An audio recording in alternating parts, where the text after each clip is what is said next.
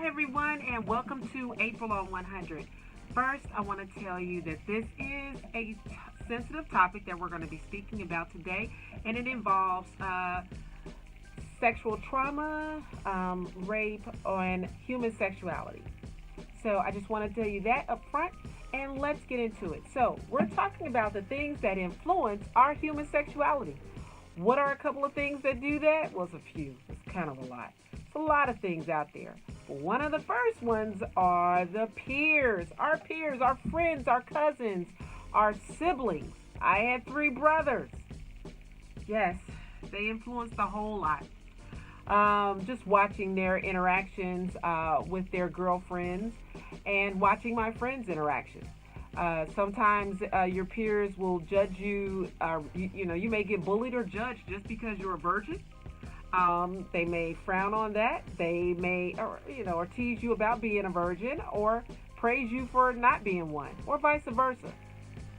So that's what our peers do. We may learn different things from them on how to get a partner, or what to do. Learn how to kiss, all those different things. So that influences you a lot. Another thing we learn early on from our peers is how they view you if you've had sex. Like if you're a female in society are considered promiscuous if they have more than one partner, and then for males they may get patted on the back or praised. So that's just how it is.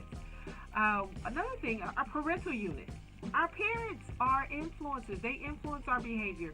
You would think that the talk does a really good thing if those parents have the talk with their children, but it has been recorded that kids between 11 and 12, only half of that population gets the talk, and that has been proven not to curb sexual behavior, because one of the things they like to tell you is to abstain from it. And when someone tells you not to do something, what do you want to do? You want to do it. My parents used to tell me not to eat a bunch of cookies, but they would buy cookies. So it's there, and then they're surprised when I eat a lot of cookies. They even gave me the name of a cookie monster. So, I dealt with that. Anyway, so the next one would be if you take sex education in school. A lot of times with the sex education in school, they teach you about abstinence first. You could be getting sex education from a religious institution as well. Abstinence. That seems to be the best thing to tell someone, is to tell them to abstain from something completely natural.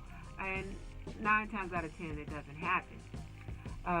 So what do you do about that? Now we got to teach you about STDs, HIV, AIDS. And that's usually taught from a sense of fear. Now, the more you know, the more you want to have safe sex, or you want to just kind of wait to have it all together. Whether you think it's immoral or moral to have sex based on your beliefs.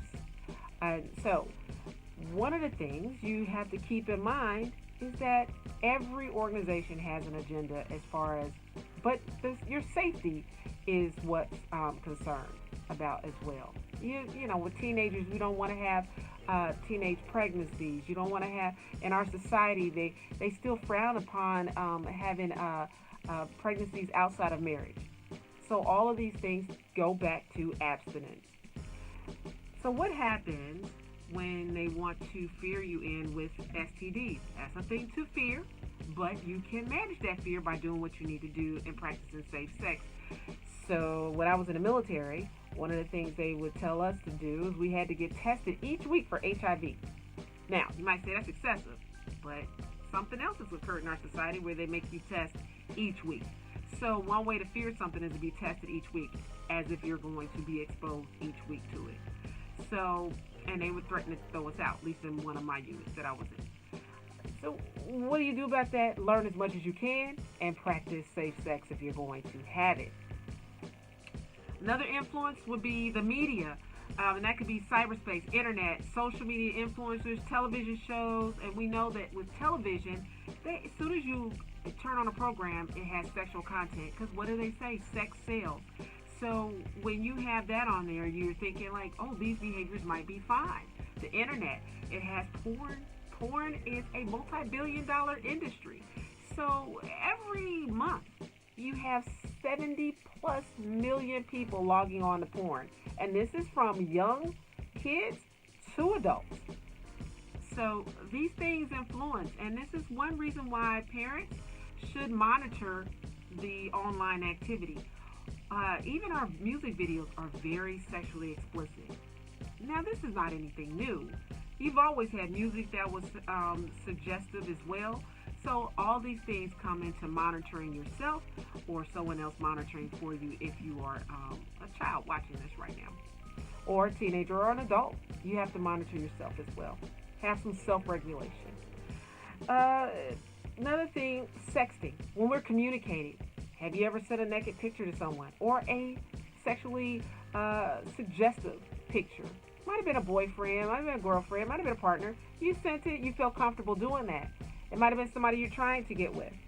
I mean, there's a lot of different things out there, even within our dating sites and things like that. So then what happens if the advances are unwanted? Coercion, like sexual harassment, you're on a job and things like that, or even you're out on a date or you're meeting someone for the first time. You don't know how you ended up in a situation. Maybe it was a date rape drug, maybe drinking too much, maybe you said yes and said no. I mean, this would come, and then we're not talking about it just being a male to a female. It could be a female to a male. It could be anyone in that situation where it's sexual activity. What you definitely want to make sure is that you are ready for whatever should happen. And a lot of different things are not safe. A lot of things are safe. This is not to demify anything that you do that's related to your sexuality and how you express it. For those who, the common denominator is you. It's me. So I can decide for myself, and I want you to be empowered by this. You decide what you want to do when you want to do it, but understand, whatever you decide to do, it's still your responsibility to take care of yourself and your partner. If someone forces themselves on you, that is not your fault. It never has been your fault and will never be your fault. So if you don't have anyone to tell that you know of, then find an organization that you can tell. Join groups, talk about it. Don't let your past dictate your future. If you found this content helpful in any way, please like, subscribe, and share this video. So until next time, thank you so much for tuning in to April on 100. Bye.